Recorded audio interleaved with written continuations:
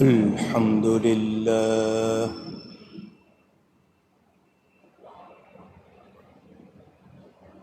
الحمد لله رب العالمين والعاقبة للمتقين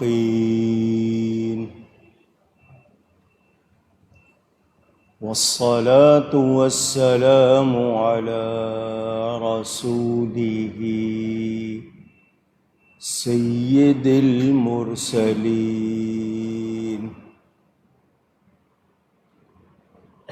رحمة للعالمين شفيع المذنبين سيد الأولين والآخرين سيدنا ومولانا محمد رسول رب العالمين وعلى آله وصحبه أجمعين أما بعد فأعوذ بالله من الشيطان الرجيم بسم الله الرحمن الرحيم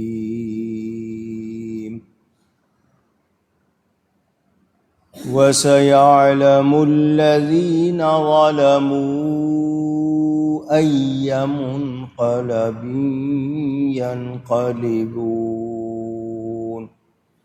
صدق الله العلي العظيم.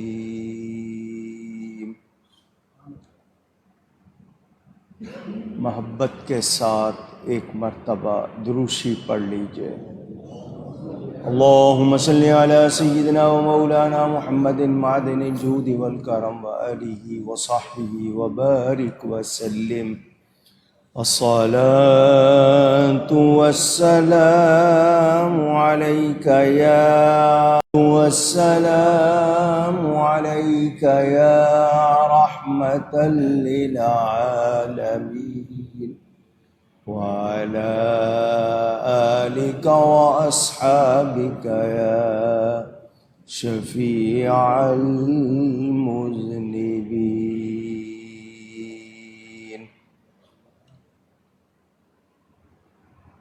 حمد و صلات کے بعد قرآن کریم کی ایک آیت آپ حضرات کے سامنے تلاوت کی ہے. مختصر سے وقت میں کچھ گفتگو انشاء اللہ تعالی کروں گا. اللہ تعالی مجھے حق بیان کرنے، ہم سب کو حق سن کر اس کو قبول کرنے، اس پر عمل کرنے اور اس پر قائم رہنے کی توفیق عطا فرمائے.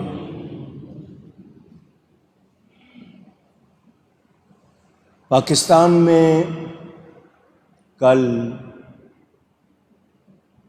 جو گزر گیا یوم عاشوراء تھا. انڈیا میں آج یوم عاشوراء ہے.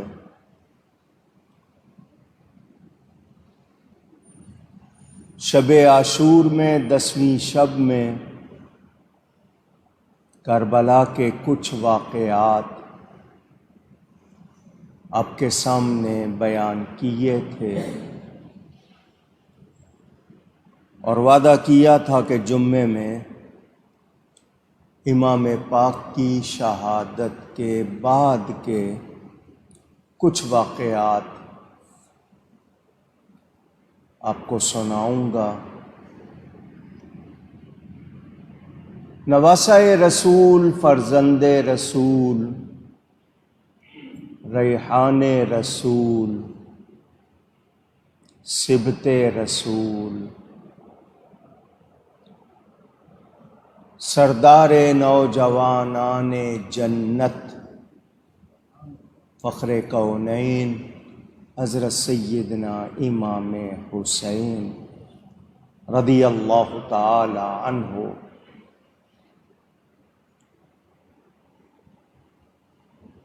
وہ مکرم، معزز، معظم ہستی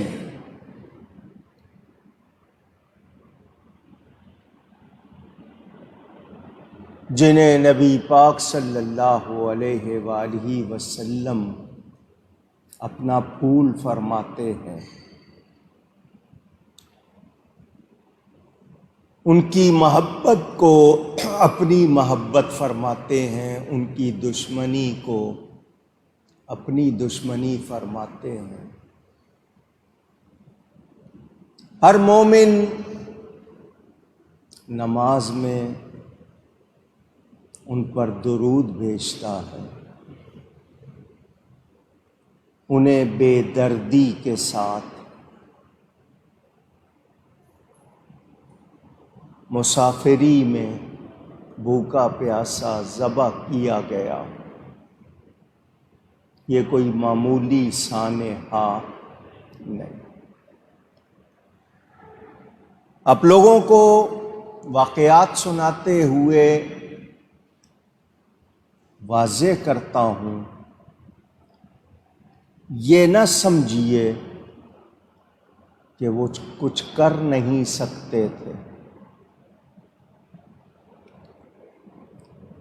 وہ ٹھوکر مارتے تو زمین سے چشمے ابلتے، وہ چاہتے تو ہوا آندھی بن کر آتی اور لشکر یزید کو اڑا کر لے جاتی، مگر انہوں نے ایسا نہیں کیا۔ انہوں نے ہر ظلم گوارا کیا، رضائے الہی کے لیے انہوں نے ہر ستم سہا، اور تاریخ کے صفحات پر یہ نقش کر دیا کہ ہم صاحبان رضا ہیں، اللہ کی رضا پر راضی ہیں، دین کے لیے ہر قربانی دے رہے ہیں، ہر ستم برداشت کر رہے ہیں، مگر حق سے پیچھے نہیں ہٹ رہے۔ امام پاک دین کی سربلندی کے لیے نکلے تھے۔ لوگ کہتے ہیں ان کے ساتھ صحابہ کیوں نہیں تھے؟ صحابہ ان کے ساتھ ہوتے تو میں پہلے بتا چکا ہوں، امام لڑنے کے لیے نہیں نکلے تھے۔ امام لڑنے کے لیے نکلے ہوتے تو بیوی بچوں کو ساتھ لے کر نہ جاتے۔ امام نے صحابہ کو ساتھ چلنے کے لیے بھی نہیں کہا تھا، وہ کہتے اور صحابہ نہ جاتے، پھر کوئی اعتراض کرتا تو ہم جواب دیتے۔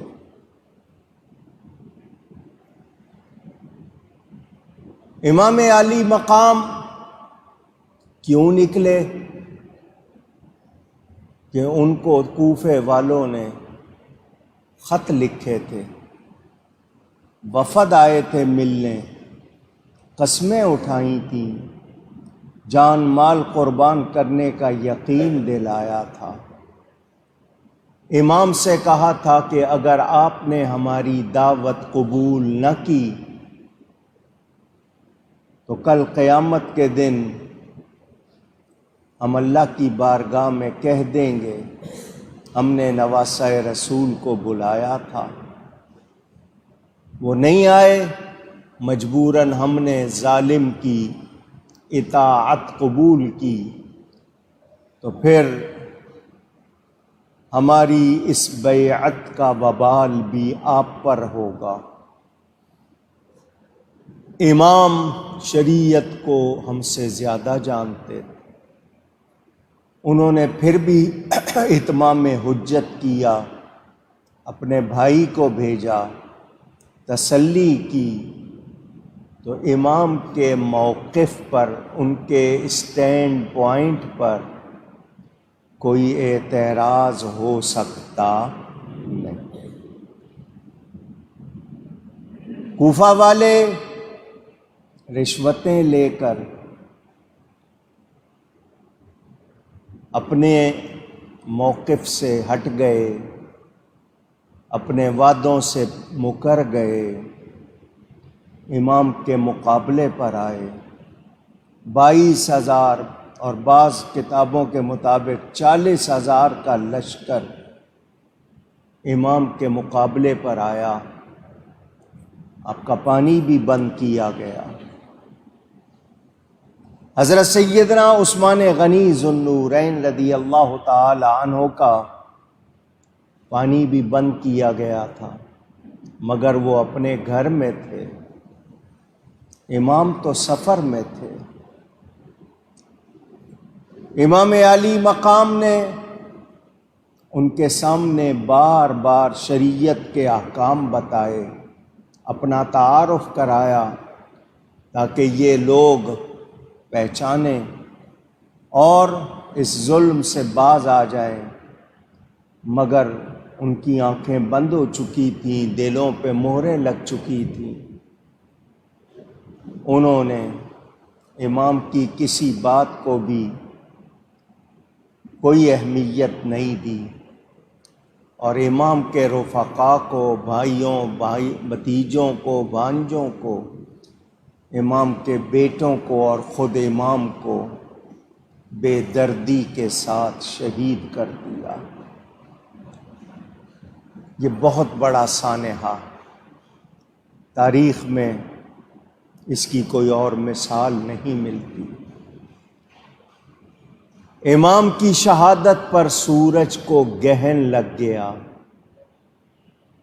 آسمان سیاہ ہو گیا، دن کے وقت تارے نظر آنے لگ گئے، پھر وہ سیاہی سرخی میں بدل گئی، اور 7 دن تک مسلسل آسمان سے خون برسا۔ یہ اللہ تعالیٰ کے غضب کی نشانی تھی۔ بیت المقدس تک جو پتھر اٹھایا جاتا تھا اس کے نیچے تازہ خون نکلتا۔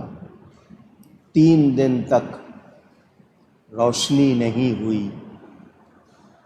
یزیدیوں نے امام کے قافلے کے اونٹ پکڑ لیے، اپنے کھانے کے لیے ان کو ذبح کیا۔ جب ان کا گوشت پکایا گیا وہ اتنا کڑوا تھا کہ کوئی ایک لقمہ بھی نہ لے سکا، جانوروں کو بھی اتنا صدمہ ہوا تھا۔ غیب سے رونے کی آوازیں سنی گئیں، جن تھے، نوحہ کرتے تھے۔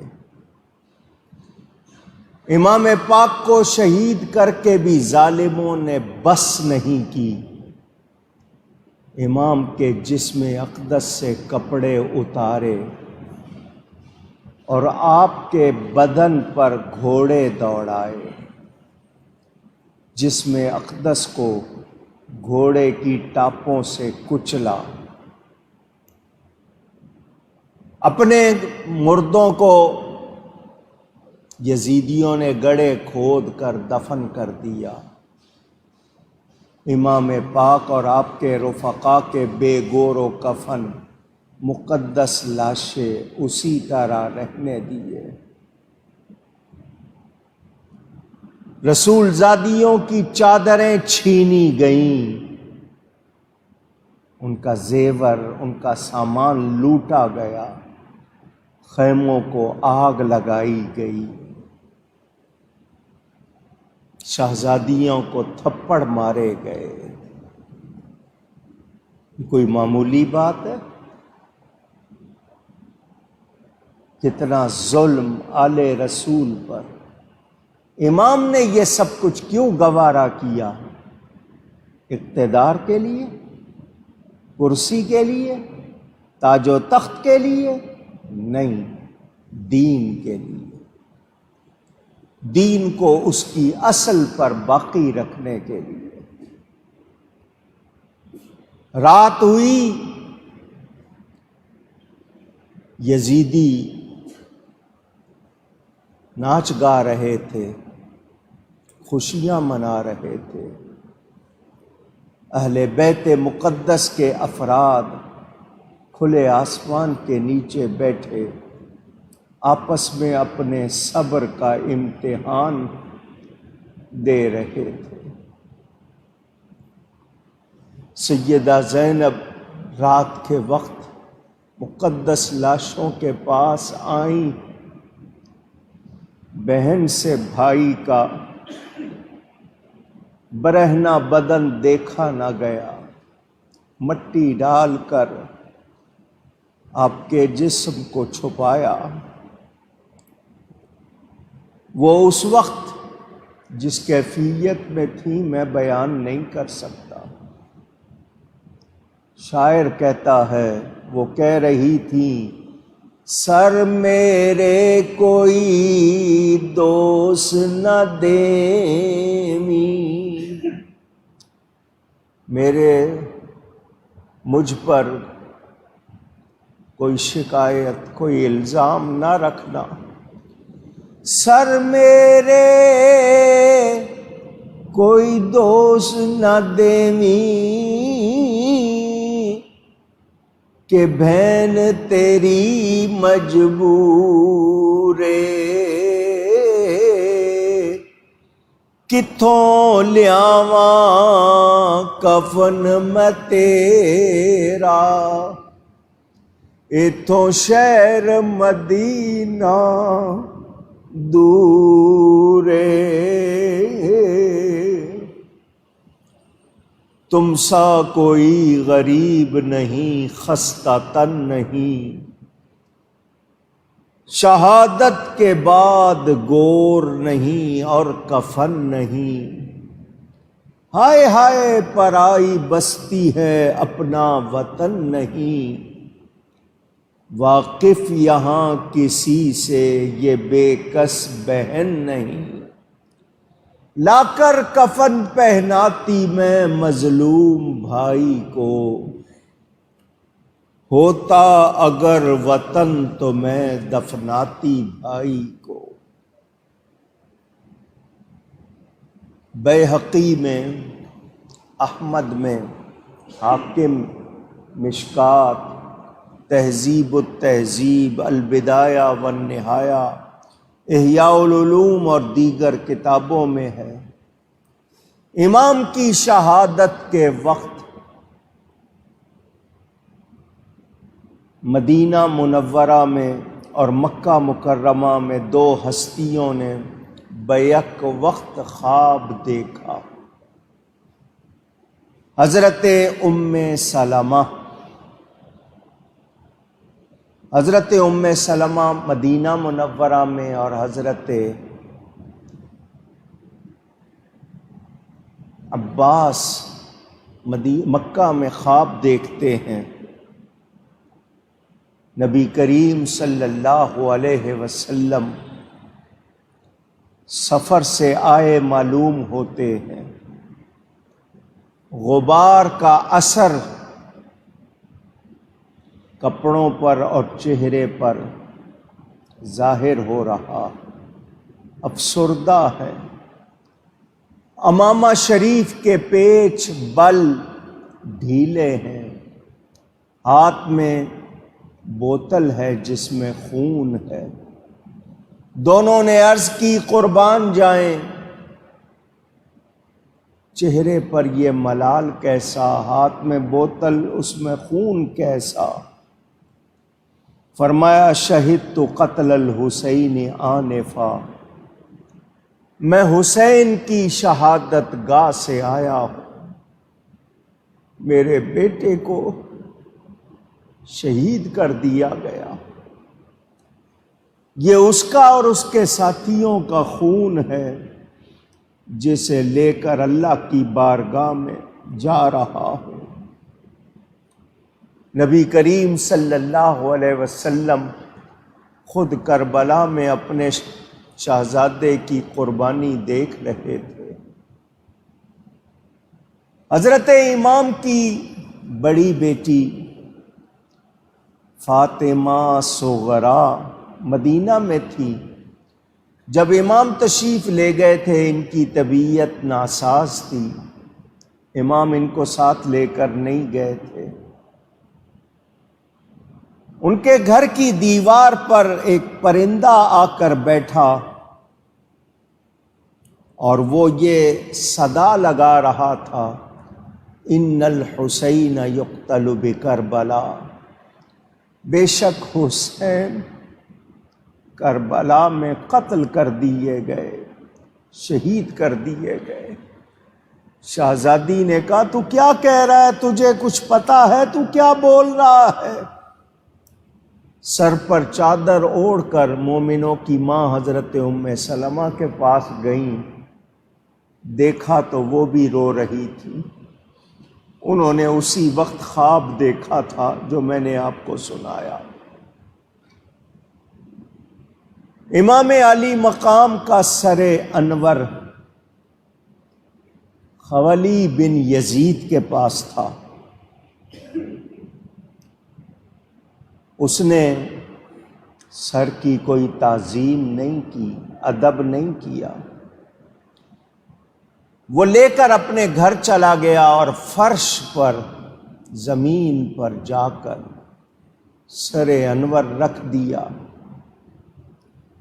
اور ایک برتن لے کر اس کو چھپانے کی کوشش کی، جس سے سر کا کچھ حصہ چھپ گیا۔ البدایہ میں، تبری میں، ابن اسیر میں موجود۔ اس کی بیوی کا نام نوار تھا۔ اس نے پوچھا کیا بات ہے، کیا لے کے آئے ہو رات کو اتنی دیر، کیا رکھا ہے یہ؟ اس ظالم نے کہا یہ نواسہ رسول کا سر ہے۔ وہ چلا اٹھی۔ لوگ گھر آتے ہیں، کوئی پھل لاتا ہے، کوئی کپڑے لاتا ہے، کوئی کیا لاتا ہے، تو نبی کے نواسے کا سر لے کے آیا ہے؟ تو بہت برا شخص ہے، بہت بدبخت شخص ہے۔ رات کا وقت ہے، میں کہیں جا نہیں سکتی، مجبور ہوں، لیکن میں اب تیرے ساتھ نہیں رہوں گی، تو اس لائق نہیں۔ یہ سو گیا۔ وہ خاتون کہتی ہے میں سر انور کے پاس آئی، برتن ہٹایا تو میں نے دیکھا چمکتے ہوئے نورانی پرندے ساری رات اس سر کا طواف کرتے رہے۔ سر انور سے نورانی شعاعیں نکلتی رہی۔ وہ ساری رات یہ منظر دیکھتی رہی، روتی رہی۔ اگلی صبح سیدنا امام زین العابدین، امام کے وہ بیٹے جو بچ رہے تھے، انہیں رسیوں میں، زنجیروں میں جکڑ دیا گیا۔ رسول زادیوں کو اونٹوں کی ننگی پیٹھ پر بٹھا دیا گیا۔ حضرت امام کی بات کا کسی نے یوں ترجمہ کیا، ترجمانی کی، حال من در ہجر والد کم ترز یعقوب نیست، او پسر گم کردہ بود من پدر گم کردہ ام۔ حضرت یعقوب علیہ السلام سے ان کا بیٹا جدا کر دیا گیا تھا. ان کا جو حال تھا میرا بھی کچھ اسی طرح ہے. ان کے بیٹے کو ان سے جدا کر دیا گیا تھا، مجھ سے میرے والد کو جدا کر دیا گیا. یہ قافلہ روانہ ہوا کربلا سے کوفہ کی جانب. کوفہ میں ابن زیاد بدنہاد اس کا جو گورنر ہاؤس تھا، لوگ اس میں جمع تھے. یہ اوپر بیٹھا ہوا تھا، اس کے سامنے نواسہ رسول کا سر انور پیش کیا گیا. رسول زادیوں کو قیدی کی حالت میں دربار میں لوگوں کے سامنے پیش کیا گیا. اس کے ہاتھ میں چھڑی تھی.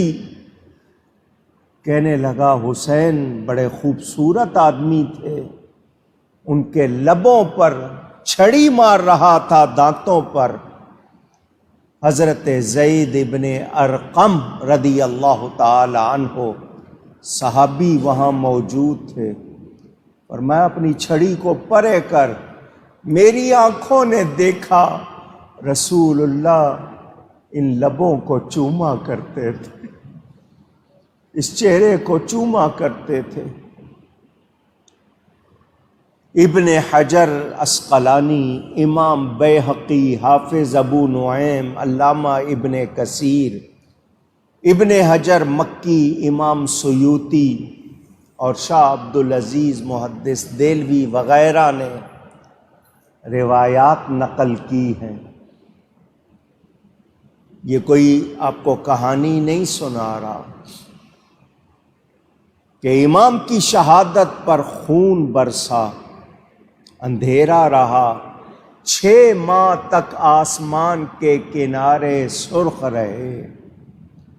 یہ جو اب بھی افق پر سرخی نظر آتی ہے، کہا جاتا ہے یہ واقعہ کربلا سے پہلے نہیں دیکھی گئی. امام ابن سیرین بھی تائید کرتے ہیں کہ شفق کے ساتھ آسمان پر جو سرخی ہوتی ہے وہ امام کی شہادت سے پہلے نہیں تھی. متعدد لوگوں نے خواب بھی دیکھے، جنوں نے نوحے کیے، اور یہ آوازیں سنی گئیں کہ قاتلان حسین دوزخی ہے.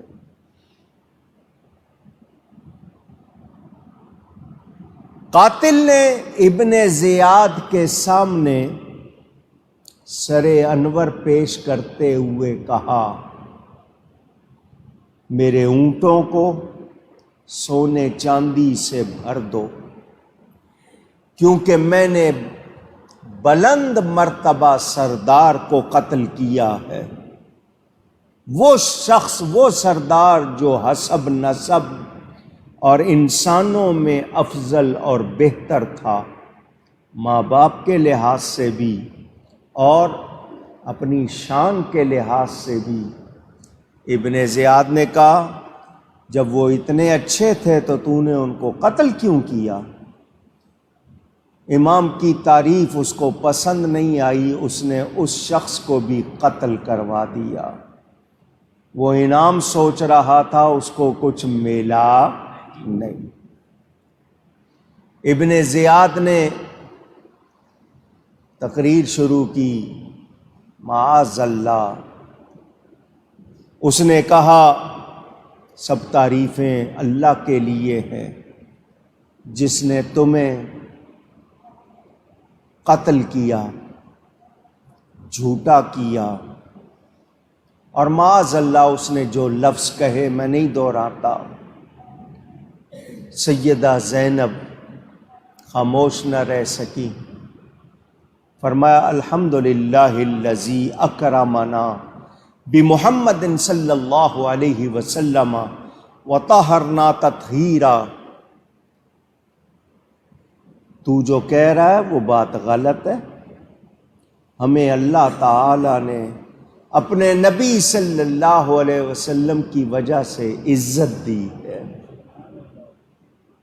تو جو لفظ کہہ رہا ہے وہ درست نہیں ہے، ہمیں اس نے پاک کیا ہے۔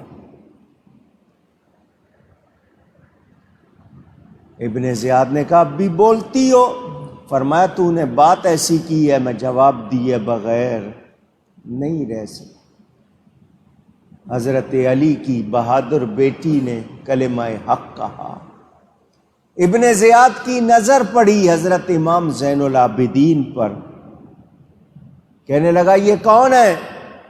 بتایا گیا کہ یہ امام حسین کا بیٹا ہے۔ اس نے کہا خدا نے اس کو قتل کیوں نہیں کیا؟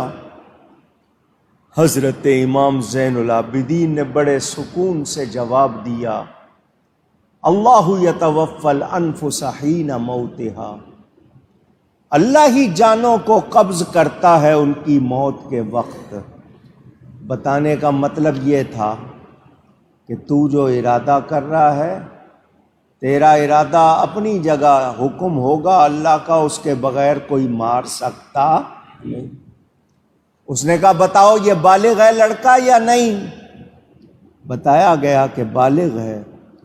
اس نے کہا کہ اس کو قتل کر دو، میں یہی چاہتا ہوں کہ امام حسین کی اولاد میں کوئی بھی باقی نہ رہے۔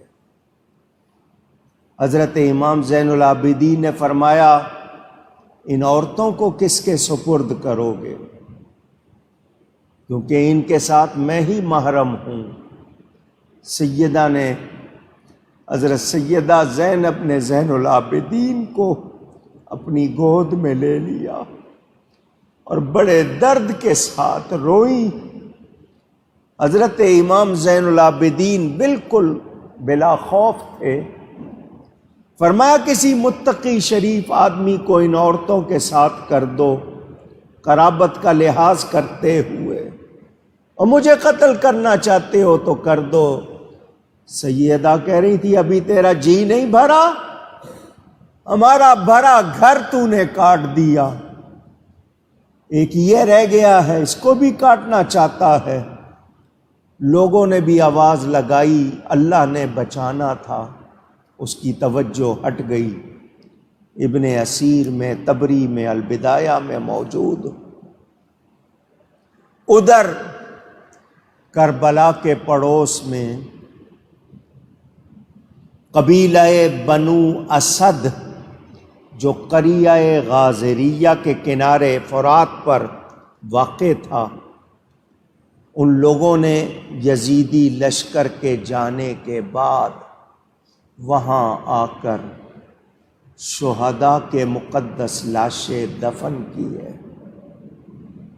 امام پاک آپ کے فرزند علی اکبر اور علی اصغر ایک قبر میں، باقی شہداء کی الگ قبریں بنائیں، اکٹھی ایک جگہ، الگ الگ نہیں، ایک ہی جگہ گڑھا کھود کے ان کے ادھر ابن زیاد نے حکم دیا جامع مسجد کوفہ میں لوگوں کو جمع کیا جائے، سارے کوفے والے آئیں، میں سب کے سامنے خطاب کروں گا۔ اس کا مقصد تھا کہ لوگوں کو پتہ چل جائے جو یزید کے خلاف آواز اٹھائے گا اس کا کیا انجام ہوگا۔ وہ سارے کوفی جو وہاں جمع ہو گئے، یہ کون لوگ ہیں جنہوں نے امام کو بلایا تھا، بے وفائی کی، دھوکہ دیا۔ ابن زیاد نے وہاں خطاب کیا، یزید کی تعریف کی، امام پاک کو اور حضرت علی کو معاذ اللہ برا کہا۔ حضرت عبداللہ بن عفیف ازدی یہ بہت بوڑھے ہو چکے تھے، حضرت علی کے دوستوں میں سے تھے، بینائی چلی گئی تھی، ہر وقت مسجد میں رہتے تھے، مسجد میں بیٹھے ہوئے تھے۔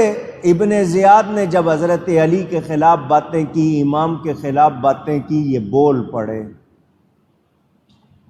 یہ دعائیں کیا کرتے تھے، یا اللہ مجھے اپنی راہ میں شہادت عطا فرمانا۔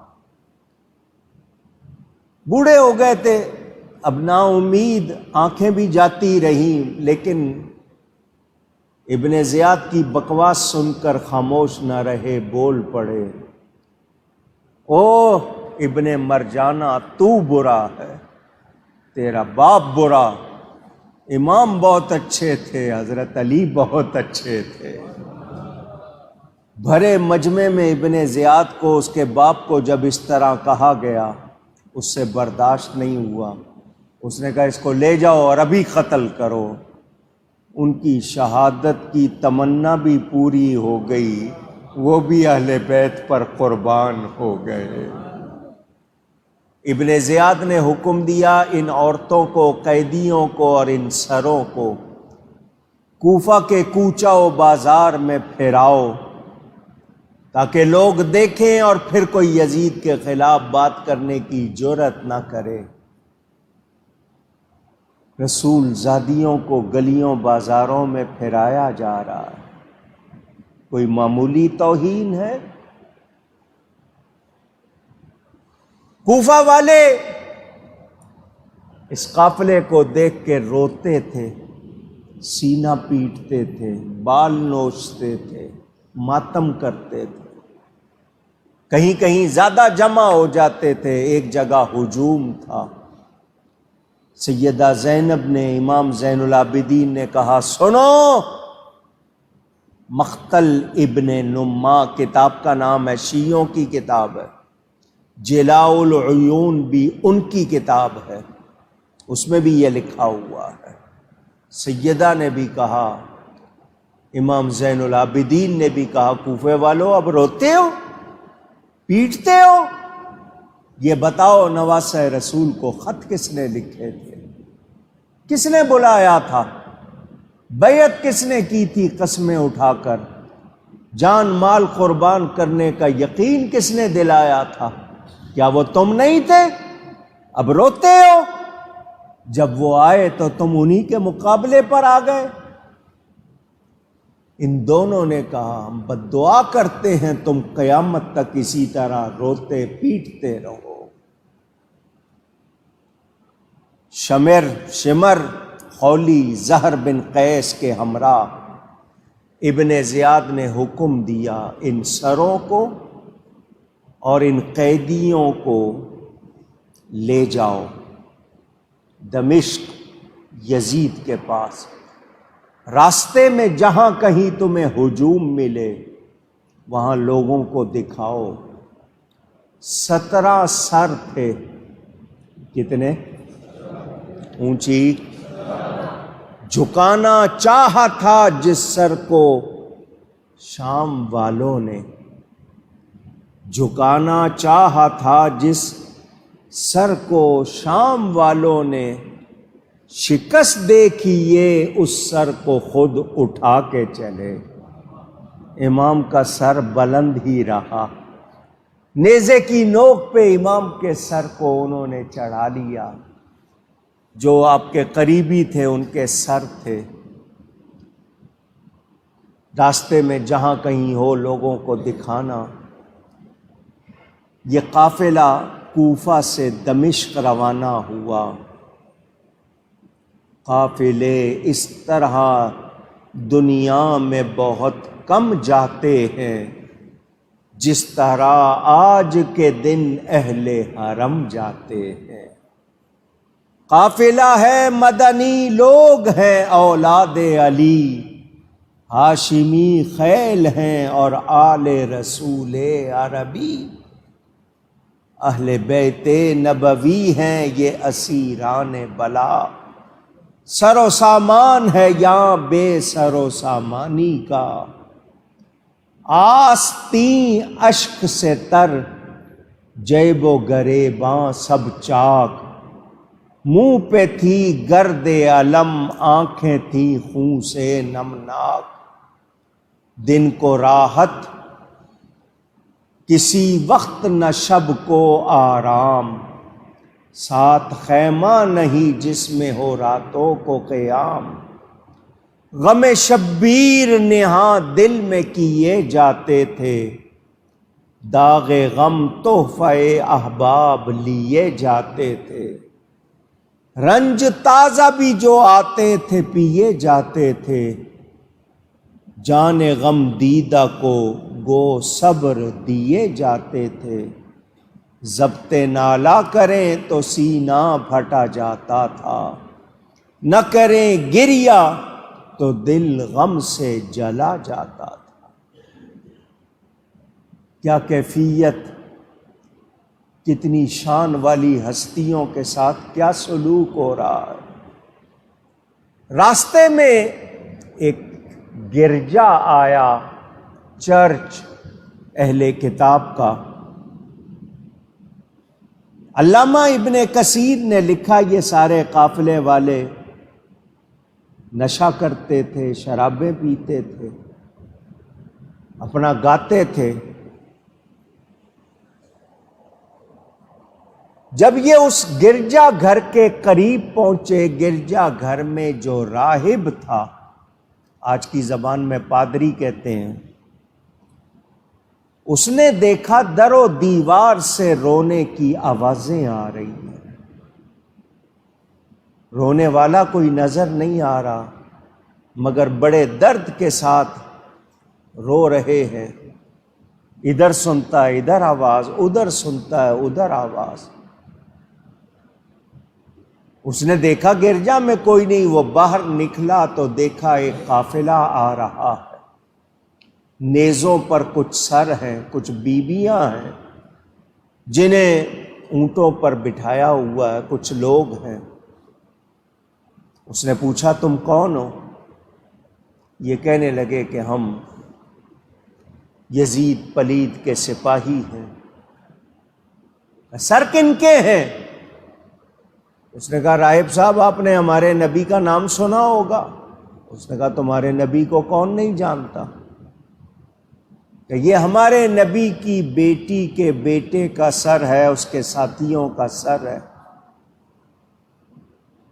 راہب کو سمجھ آ گئی مجھے رونے کی آوازیں کیوں آ رہی تھیں، ہل کے رہ گیا کہ تمہارے نبی کو ابھی پردہ کیے 50 برس ہو گئے، تمہارے نبی کی بیٹی کے بیٹے نے کیا کیا؟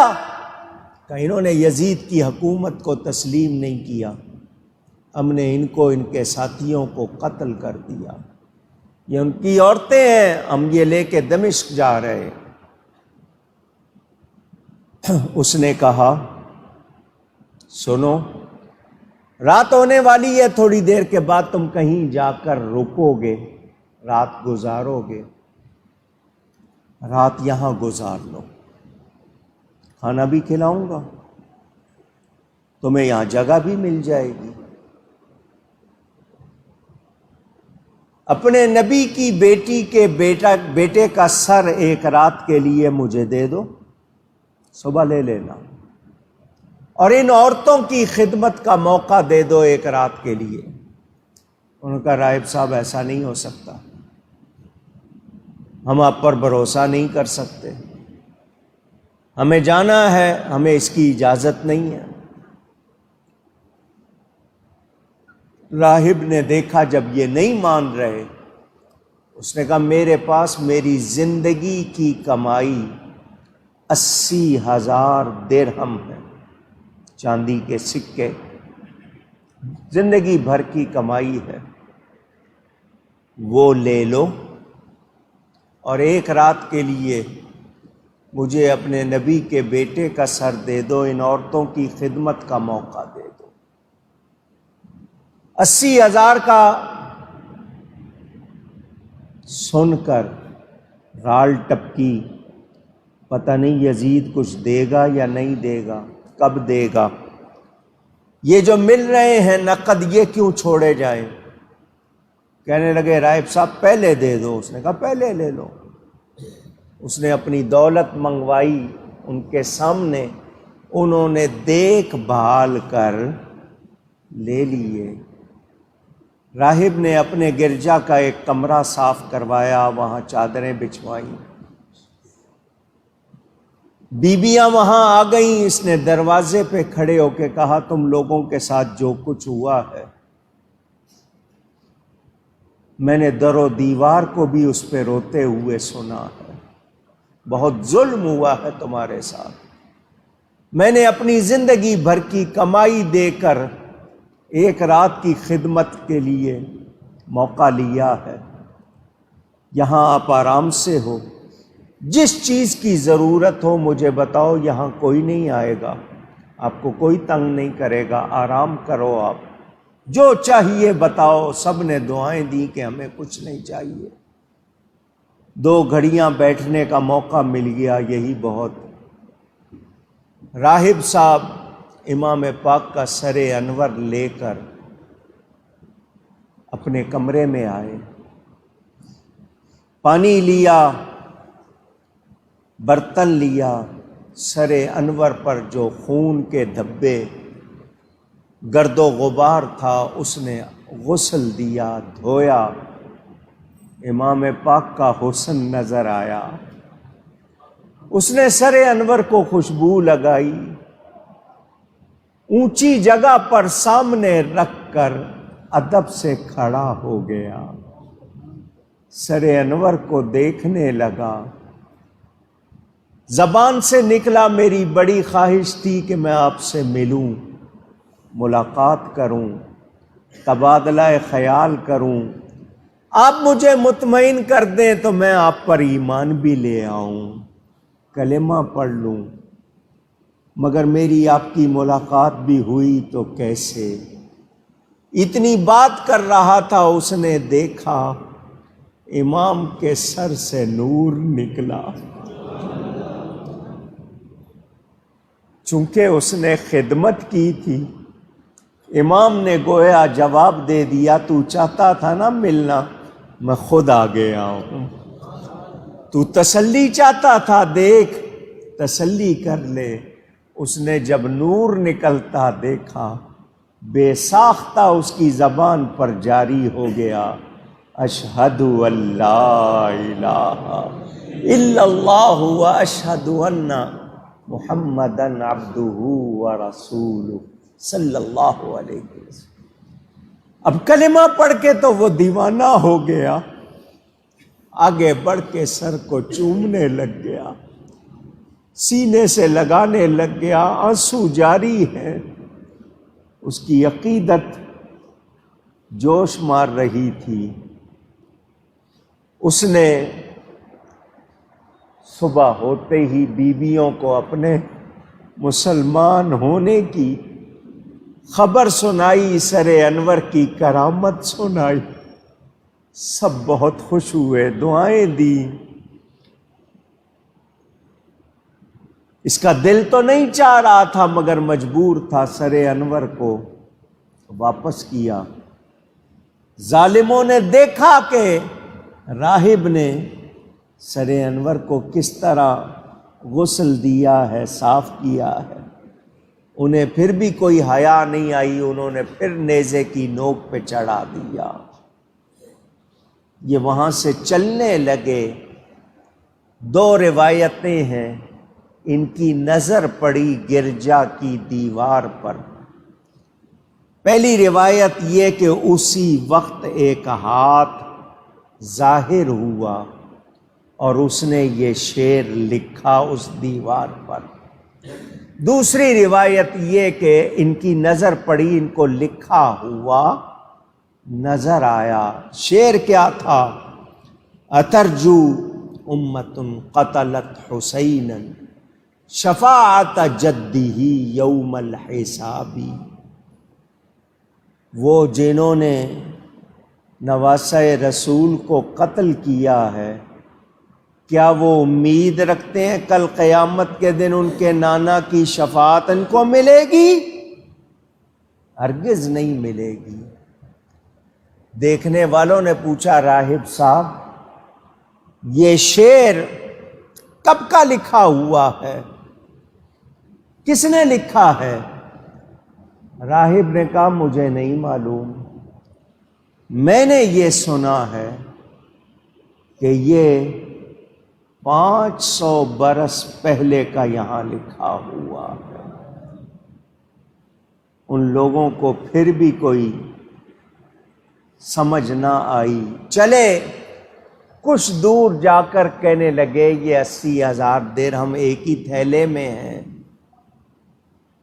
ہم سے کوئی راستے میں چھین نہ لے، دمشق جائیں تو وہاں گورنمنٹ قبضہ نہ کر لے، ہم لوگوں کو بانٹ لینے چاہیے۔ چھان پھٹک کر جو درہم لیے تھے، جب وہ تھیلے کھولے تو وہ ٹھیکریاں بن چکے تھے، اور ہر ٹھیکری کے دونوں طرف 2 آیتیں لکھی ہوئی تھیں۔ پہلی آیت وَلَا تَحْسَبَنَّ اللَّهَ غَافِلًا عَمَّا يَعْمَلُ الظَّالِمُونَ، اور دوسری طرف وَسَيَعْلَمُ الَّذِينَ ظَلَمُوا أَيَّ مُنقَلَبٍ يَنقَلِبُونَ۔ غافلوں کے انجام سے کیا سوچتے ہو کہ اللہ کو پتہ نہیں ہے ان کا؟ اللہ کو غافل مت سمجھو۔ اور دوسری طرف کہ ظلم کرنے والے عنقریب جان لیں گے کہ وہ کس کروٹ پلٹائے جائیں گے۔ انہوں نے جب یہ دیکھا وہیں گڑھے کھود کے وہ ٹھیکریاں دفن کر دی۔ کوئی سبق حاصل؟ دنیا پرست و دین سے منہ موڑ کر تمہیں، دنیا ملی نہ عیش و طرب کی ہوا ملی۔ دین و دنیا سے ہاتھ دھو بیٹھے، نہ ادھر کے رہے نہ ادھر کے رہے۔ دمشق پہنچے، مختلف کتابوں میں مختلف واقعات لکھے ہیں، میں مختصر کر رہا ہوں۔ لوگ اس قافلے کو دیکھ کر حیران ہوتے ہیں، کون ہیں اس طرح کیوں؟ جب ان کو پتہ چلتا ہے تو سارے ہی حیران کہ ہیں اتنا بڑا ظلم۔ یزید کے دربار میں یہ قافلہ پہنچا، اس کے سامنے جا کر ان سپاہیوں نے اپنی ڈینگیں ماری کہ ہم رستے میں اس طرح دکھاتے بتاتے آئے ہیں۔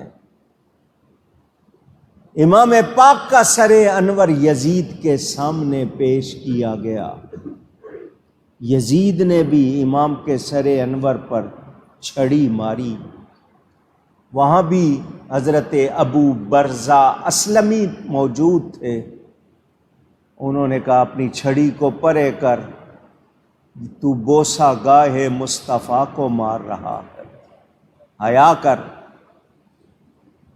یزید نے اس وقت کچھ شعر پڑھے الصواعق المحرقہ میں، اور دیگر کتابوں میں وہ شعر موجود ہیں۔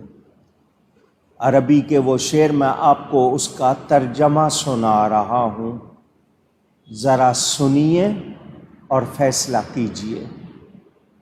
یزید نے کہا کاش آج میرے بڑے ہوتے تو دیکھتے کہ میں نے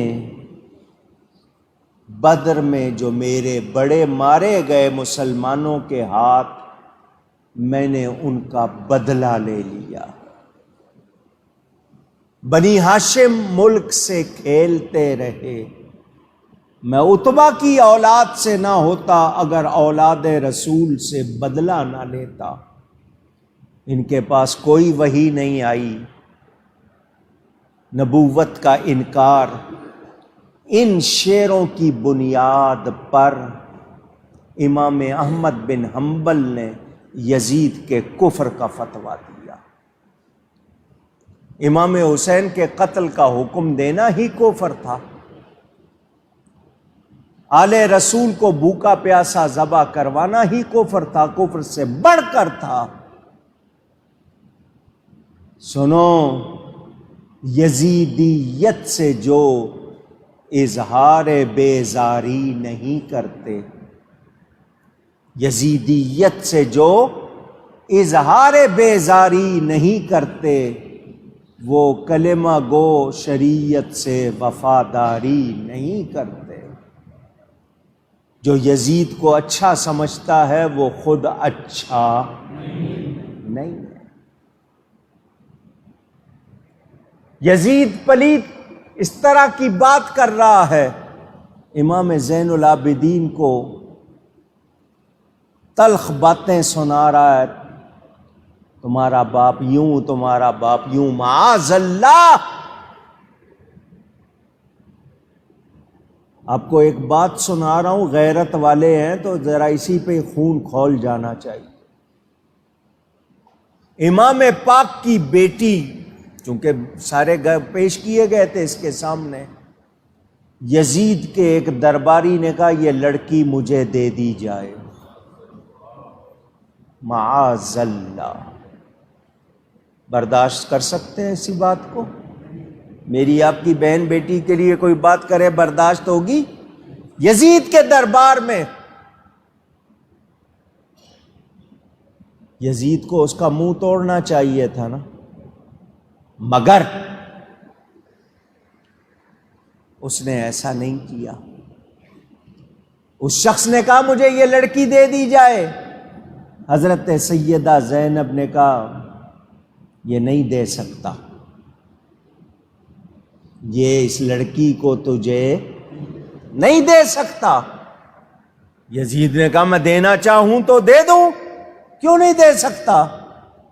آگے سے جواب سنیں اس پلید کا۔ سیدہ زینب نے کہا جب تک مسلمان ہونے کی بات کرتا ہے تو ایسا کر سکتا، ہاں دین سے نکل جا، اعلان کر دے کہ تو کافر ہو گیا ہے تو پھر تو ایسا کر سکتا۔ اب اس بات پر وہ کیسے بولے؟ اگر بولتا تو سارے لوگ اس پہ پڑ جاتے، لیکن کتنی بڑی گستاخی ہے۔ اس پلید کے حامیوں کو سوچنا چاہیے۔ یزید نے اس وقت کہا اللہ برا کرے ابن زیاد کا، اس نے برا کیا، اگر میں ہوتا تو میں ایسا نہ کرتا۔ یہ اس کا سیاسی بیان ہے، جس پر کچھ لوگ کہتے ہیں دیکھو یزید خوش نہیں ہوا، یزید نے ابن زیاد کو برا کہا۔ پتہ چلا کہ یزید کا یہ نہیں فعل تھا، یہ ساری کارروائی ابن زیاد کی تھی۔ اور میں آپ کو بتا چکا ہوں کہ یزید نے ہی ابن زیاد کو مقرر کیا تھا۔ ابن زیاد کا اپنا بیان موجود کہ یزید نے مجھے حکم دیا تھا۔ اگر یزید خوش نہیں تھا تو ابن زیاد کو اور قاتلوں کو اسی وقت سزا دیتا، ان کو قتل کرواتا، جتنے مجرم تھے ان کو سزا دیتا۔ اس نے ایسا نہیں، بلکہ ان کو انعام دیے۔ ان کو تو خوش ہوا یا نہیں ہوا؟ تو جو لوگ آج یزید کو بچانا چاہتے ہیں اس کو تو نہیں بچا سکیں گے، خود جہنمی بن جائیں گے۔ وہ دشمن رسول، وہ تمام لوگ جنہوں نے آل رسول پر ظلم کیا، وہ تو لعنت کے مستحق ہیں۔ اس کو اپنی بدنامی کا ڈر تھا کہ لوگ میرے ساتھ پتہ نہیں کیا سلوک کریں، تو سیاسی طور پر کہا تو دور تھا، کوئی خود نہیں جا سکتا تھا؟ کہہ رہا ہے کہ ابن زیاد نے کیا، میں ہوتا تو نہ کرتا۔ یہ ساری باتیں آج یزید کے حامی بیان کرتے ہیں، ان کو یزید اچھا لگتا ہے، یہ اس کے ساتھ اپنا حشر مانگے، یہ اسی کے ساتھ جائیں جہاں وہ جائے گا۔ قیصر روم کا سفیر موجود تھا وہاں پر، یزید کے اس وقت دربار میں روم کا سفیر بیٹھا ہوا تھا۔ اس نے جب یہ باتیں سنی دیکھی تو سنو اس کا بیان۔ اس نے کہا کہ ہمارے ملک میں ایک جزیرہ ہے، پانی کے درمیان جو خشکی کا علاقہ، اس کو آئرلینڈ جزیرہ کہتے ہیں، وہاں حضرت عیسیٰ علیہ السلام کے گدھے کے کھر کا پاؤں کا نشان ہے، گدھے کے پاؤں کا نشان ہے، صرف نشان۔ وہ کہتا ہے ہر سال ہم لوگ ادب سے اس کی زیارت کرتے ہیں، تم نے اپنے نبی کے بیٹے کو قتل کر دیا، کیسے لوگ ہو تم؟ وہاں ایک ذمی یہودی بھی موجود تھا،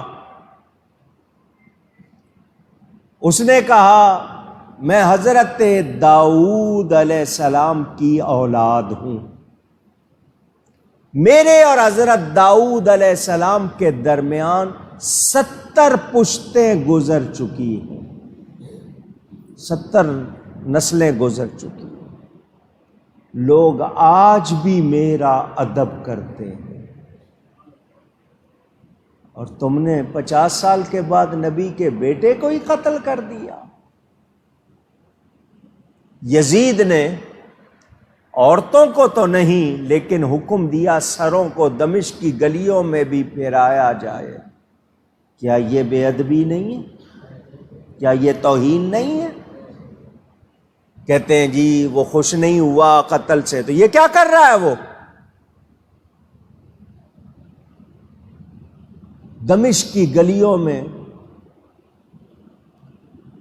امام علی مقام کے سر کو پھیرایا جا رہا ہے، ایک گھر سے قرآن پڑھنے کی آواز آ رہی ہے۔ حضرت منہال بن عمر تابعی ہیں، ان کا بیان سنو۔ ایک گھر سے قرآن پڑھنے کی آواز آ رہی ہے، وہ پڑھنے والا سورہ کہف پڑھ رہا تھا۔ اصحاب کہف کے بارے میں جو آیت ان اصحاب الکہف والرقیم کانوا من آیاتنا عجبا، یہ آیت جب اس نے پڑھی، امام کا سر انور جسے جسم سے جدا ہوئے 20 روز گزر چکے تھے، نیزے کی نوک پر وہ سر بولا، اعجب من اصحاب الکہف قتلی و حملی۔ او اصحاب کہف کا یاد کرنے والا، سن میرا اس طرح قتل کیا جانا اور میرے سر کو اس طرح گلیوں میں پھیرایا جانا اصحاب کہف کے واقعے سے بھی عجیب تر ہے۔ امام کا سر انور نیزے کی نوک پر بھی بول رہا ہے، سر تر و تازہ۔ شرح الصدور اور دیگر کتابوں میں پڑھیں، یزید کے گھر میں 3 دن تک ماتم ہوتا رہا۔ جو سامان لوٹ لیا گیا تھا کربلا میں بیویوں سے، اس نے 10 گنا زیادہ کر کے لوٹایا۔ کیا سمجھا کہ سامان دے کے صدمہ کم ہو جائے گا یا اس کا داغ مٹ جائے گا؟ حضرت سیدہ زینب نے کہا ہمیں مدینہ بھجوا دو۔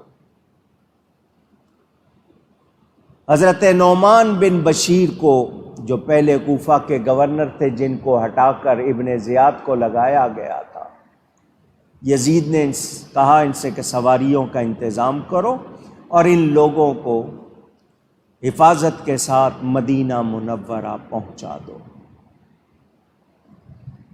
یہ قافلہ روانہ ہونے لگا تو سیدہ نے کہا نعمان، ہم چاہتے ہیں کربلا کے راستے جائیں، پتہ نہیں ہمارے عزیزوں کے مقدس لاشیں اسی طرح ہیں یا کسی نے دفن کر دی ہے،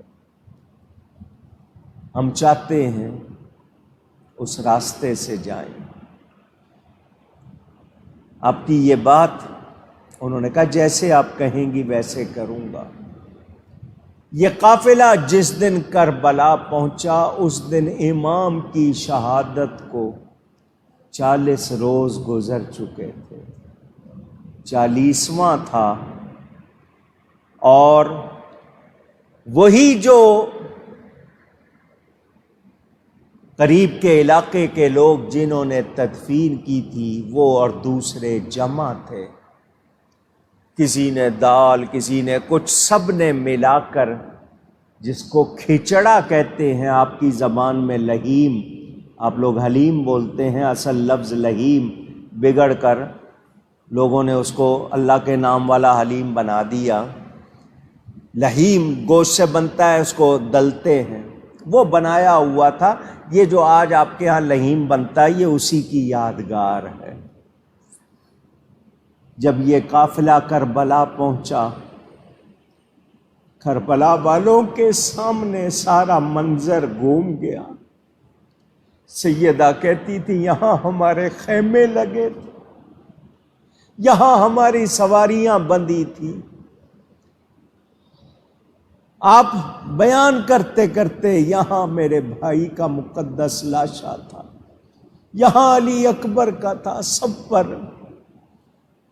ایک قیامت کا منظر لگ رہا تھا۔ ایک رات ان لوگوں نے وہاں قیام کیا۔ جب روانہ ہونے لگے، سیدہ اپنے بھائی کی تربت پر آئی، سلام کیا، بولی زینب یہ تربت پہ آ کر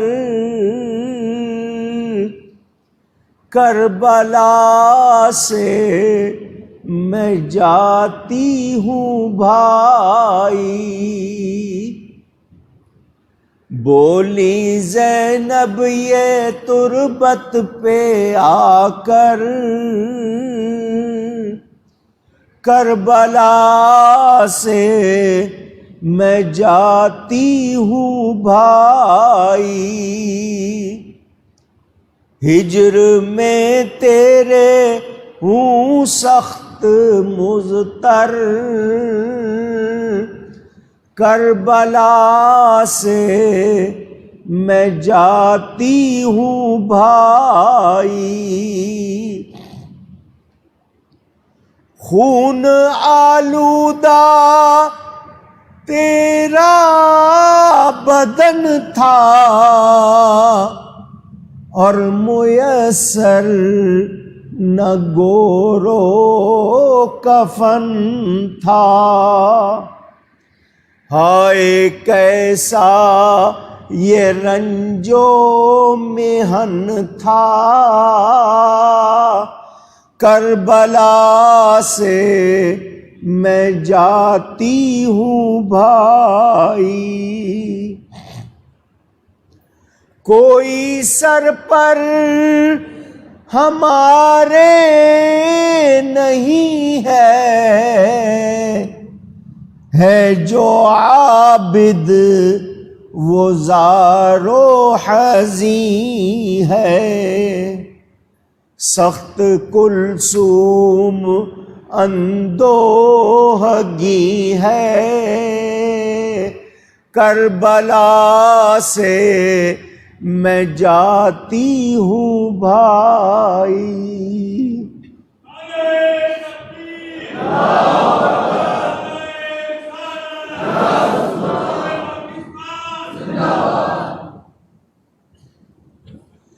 ہائے کس کس کو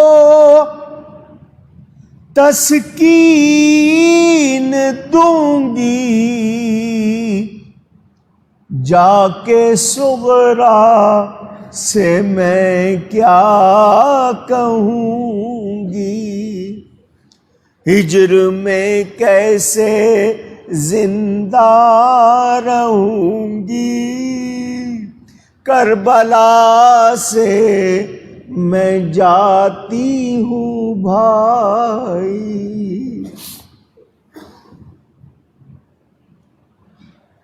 یہ قافلہ کربلا سے مدینہ منورہ روانہ ہوا۔ بہت سی باتیں بیان نہیں کر رہا۔ ادھر خبر پہنچ چکی تھی، کربلا والے واپس آ رہے۔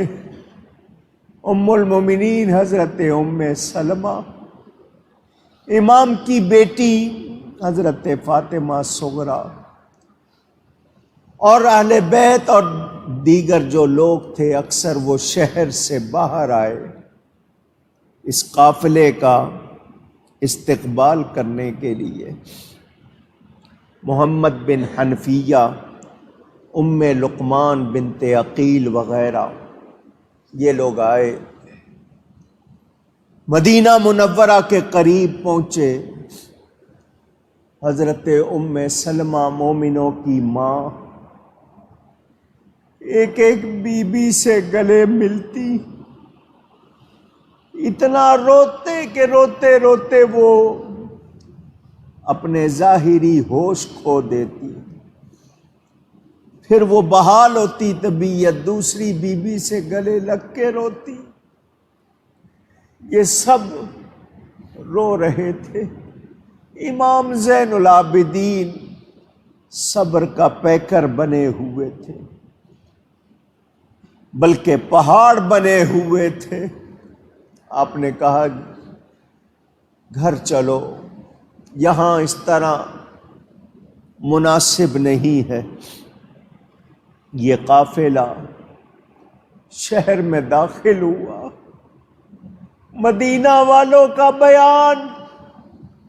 مدینے میں ایک مرتبہ اس وقت قیامت کا منظر تھا جب نبی پاک صلی اللہ علیہ وسلم دنیا سے پردہ فرما گئے تھے، سب اس وقت غم زدہ تھے۔ دوسری مرتبہ مدینہ میں قیامت کا منظر تب ہوا جب یہ کربلا والے واپس آئے، ہر آنکھ رو رہی تھی۔ امام زین العابدین نے کہا، مجھے بابا جان نے کہا تھا جب کبھی مدینہ پہنچو سب سے پہلے نانا جان کے روضے پر جانا۔ یہ قافلہ مسجد نبوی آیا، روضہ رسول کے سامنے کھڑے ہوئے۔ ابھی امام کے منہ سے اتنا ہی نکلا تھا، نانا جان اپنے نواسے کا سلام قبول کیجئے۔ اور پھر امام زین العابدین کے ضبط کا وہ بند جو ٹوٹا، آپ اس شدت سے روئے، یوں لگ رہا تھا جیسے سبھی رو رہے ہیں۔ امام زین العابدین کہہ رہے تھے، نانا تیرے نواسے نے تیرا وعدہ پورا کر دیا۔ نانا جان، آپ کا کلمہ پڑھنے والوں نے ہمارا پانی بند کیا۔ علی اصغر کو بھی پانی کی بوند کے لیے ترسایا، شبیہ رسول کو خاک و خون میں ملایا۔ یوں لگ رہا تھا قبر رسول بھی ہل رہی ہے، اور یوں آواز آ رہی ہے، زین العابدین مجھے کیا سنا رہے ہو؟ میں تو خود وہاں اپنے بیٹے کی قربانی دیکھ رہا تھا۔ سب لوگوں نے امام زین العابدین کو صبر کی تلقین کی۔ یہ لوگ اپنے گھروں کو گئے۔ کربلا کے واقعے کے بعد کسی نے کبھی امام زین العابدین کو مسکراتے نہیں دیکھا تھا۔ آپ کے سامنے پانی آتا تو چیخیں نکل جاتی۔ بہت کم کھاتے تھے، ہر وقت نماز پڑھتے تھے، روزانہ 1000 نفل پڑھا کرتے تھے۔ لوگ آپ کو بہت نذرانے دیتے تھے، بہت ہدیے دیتے تھے۔ اب چھوٹی چھوٹی تھیلیاں بناتے تھے پیسوں کی۔ رات کو جب لوگ سو جاتے، گٹھری اٹھا کے آپ گلیوں میں نکلتے، مدینہ منورہ کے رہنے والے کمزور لوگوں کے گھروں میں تھیلیاں پھینک دیتے تھے۔ ان کو پتہ بھی نہیں چلتا تھا کہ کون ڈال جاتا ہے۔ آپ کی وفات کے بعد پتہ چلا، کیونکہ آنا بند ہو گیا تھا، اور وہ گٹھری اٹھا اٹھا کے آپ کے جسم پر نشان بن گیا۔ آپ کیا سمجھتے ہیں امام زین العابدین کو اس کے بعد تنگ نہیں کیا گیا؟ مروان کا زمانہ، اس کے بعد اس کے بیٹے کا، امام زین العابدین کو اس کے بعد بھی بیڑیاں پہنائی گئی، ہتکڑیاں ڈالی گئی۔ دیکھنے والے نے دیکھا تو رونے لگا، فرمایا تو کیا سمجھتا ہے؟ آپ نے یوں ہاتھ ہلایا، ساری زنجیریں ٹوٹ گئیں۔ فرمایا تو کیا سمجھتا ہے؟ ہم تو اللہ کی رضا پہ راضی ہیں۔ کیا سمجھتا ہم توڑ نہیں سکتے؟ میں نے آپ کو کل بھی بتایا، پھر کہہ رہا ہوں، کوئی یہ نہ سمجھے کہ امام کچھ کر نہیں سکتے تھے۔ انہوں نے یہ ظلم کیوں سہے؟ اللہ کی رضا کے لیے ثابت قدمی دکھائی۔ میرے آپ کے گھر میں 2 لاشیں پڑے ہوں، ہمیں کچھ سوجھتا نہیں ہے۔ باتیں کرنے والوں کیا سمجھتے ہو؟ کیا جانتے ہو؟ سنو ابھی بتاتا ہوں۔ آج اس پلید کی حمایت کرنے والے اٹھ گئے، یزید کو جنتی ثابت کرنے کی کوششیں ہو رہی ہیں، شرم نہیں آتی انہیں۔ امام زین العابدین صائم النہار وقائم اللیل، دن کو روزہ رکھتے، رات کو ساری ساری رات نوافل پڑھتے۔ امام علی مقام کا سر انور کہتے ہیں کربلا بھجوا دیا گیا، آپ کے جسم پاک کے ساتھ دفن کر دیا گیا۔ دوسری روایت یہ کہ دمشق میں ہی جامعہ اموی میں آج بھی وہ زیارت بنی ہوئی ہے، سارے سر وہاں دفن کر دیے گئے۔ 2 ہو گئی۔ تیسری روایت کہ مدینہ منورہ بھجوا دیا گیا، سیدہ پاک کے ساتھ دفن کر دیا گیا، 3 ہو گئی۔ چوتھی روایت کہ یزید سے وہ سر ایک بادشاہ نے خرید لیا، پیسے دے کر وہ سر خرید لیا۔ اسقلان کے بادشاہ کا بھی ذکر آتا ہے۔ اس کے علاوہ مصر میں لے گئے، مصر کے شہر قاہرہ میں آج بھی امام کے سر انور کی زیارت گاہ بنی ہوئی ہے۔ وہاں جو بادشاہ تھا جس نے وہ سر خریدا تھا، وہ بڑا اچھا تھا، وہ وفات پا گیا، اس کی جگہ جو بادشاہ بنا وہ اچھا آدمی نہیں تھا۔ جب وہ تخت پر بیٹھا تو اس نے پہلے بادشاہ کے آدمیوں سے کہا، بادشاہ نے خزانہ چھپایا ہوا تھا، وہ خزانہ مجھے بتاؤ تاکہ میں نکالوں۔ لوگوں نے کہا صرف ایک شخص کو پتہ ہے، باقی کو پتہ نہیں۔ اس شخص کو لایا گیا جس کو خزانے کا پتہ تھا کہ کہاں ہے۔ نئے بادشاہ نے اس کو کہا مجھے خزانے کا پتہ ہو، تمہیں معلوم ہے؟ اس نے کہا جی بالکل معلوم۔ بتاؤ۔ اس نے کہا میں تجھے نہیں بتاؤں گا۔ کیوں؟ تو اچھا آدمی نہیں ہے، اڑا دے گا، برباد کر دے گا، تجھے نہیں بتاؤں گا۔ اس نے کہا میں بادشاہ بن گیا ہوں، میں اڑاؤں جو مرضی کروں۔ اس نے کہا میں نہیں بتاؤں گا، اور میرے سوا کوئی جانتا نہیں۔ اس زمانے میں ایک سزا تھی جس کو سب سے زیادہ سخت سزا کہتے، لوہے کا ایک رنگ، لوہے کا رنگ بیچ میں سے خالی، وہ سر پہ رکھتے تھے اور ایک کیڑا ہوتا ہے گبریلا، اردو میں گبریلا کہتے ہیں، عربی میں خنافسا اس کا نام ہے، جمع اس کی خنافس۔ یہ گوبر میں ہوتا ہے، اس کے سینگ ہوتے ہیں چھوٹے چھوٹے، 2 سینگ ہوتے ہیں، یہ ڈالتے تھے سر میں، یہ کیڑے کرتے تھے سر میں سوراخ۔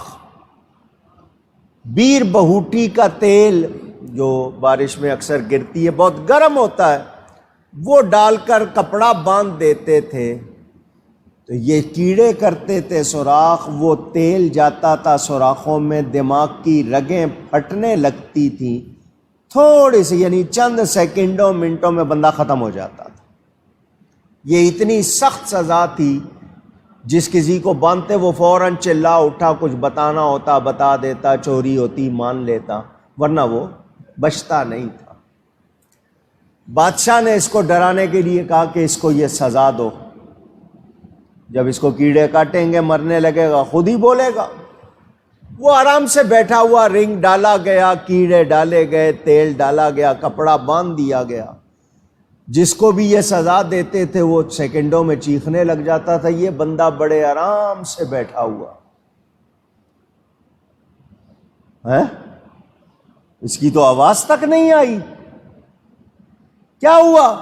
کپڑا کھول کے دیکھا تو سارے کیڑے مر چکے تھے، اس کا کچھ بھی نقصان نہیں۔ ان کا شاید ہو سکتا ہے مردہ کیڑے ڈالے ہوں۔ دوبارہ 3 مرتبہ کیا گیا، تینوں مرتبہ کیڑے مر گئے۔ اللہ